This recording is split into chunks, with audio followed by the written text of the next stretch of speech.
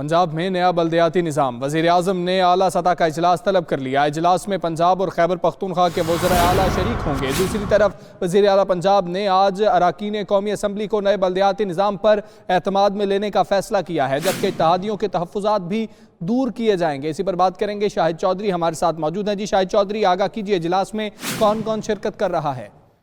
जी बिल्कुल, वज़ीर आज़म पाकिस्तान इमरान खान ने आज शाम आला सतही इजलास इस्लामाबाद में तलब कर लिया है, जिसमें वज़ीर आला पंजाब सरदार उस्मान बुज़दार और वज़ीर आला खैबर पख्तूनख्वा महमूद खान इजलास में शरीक होंगे। पंजाब और खैबर पख्तूनख्वा दोनों सूबों से नए बल्दियाती निज़ाम का कानून असम्बलियों से पास करवाया जा चुका है। वज़ीर आला पंजाब सरदार उस्मान बुज़दार इजलास में वज़ीर आज़म को कानून साजी के बाद के इक़दाम पर ब्रीफिंग देंगे। इसी हवाले से वज़ीर आला खैबर पख्तूनख्वा भी आइंदा के लाहे अमल के हवाले से आगाह करेंगे। नए बल्दियाती निज़ाम के अंदर वज़ीर आला पंजाब सरदार उस्मान बुज़दार जो हैं वो आज अरकान कौमी असम्बली को भी नए बल्दियाती निज़ाम पर इत्माद में लेने का उन्होंने फैसला किया और आज शाम 7 बजे जो है इस्लामाबाद में पार्टी की अरकान कौमी असम्बली को इत्माद में लिया जाएगा। इत्तेहादियों के तहफ़्फ़ुज़ात दूर करने का भी फैसला किया गया है। वज़ीर आला पंजाब सरदार उस्मान बुज़दार जो हैं वो मुस्लिम लीग कायदे आज़म के अरकान कौमी असम्बली को भी ब्रीफिंग में उन्होंने मदऊ किया और उनको ब्रीफ करेंगे। मुस्लिम लीग कायदे आज़म के अरकान को कौमी असम्बली में नए बल्दियाती निज़ाम की ब्रीफिंग में जो है वो शरीक होंगे और कायदे आज़म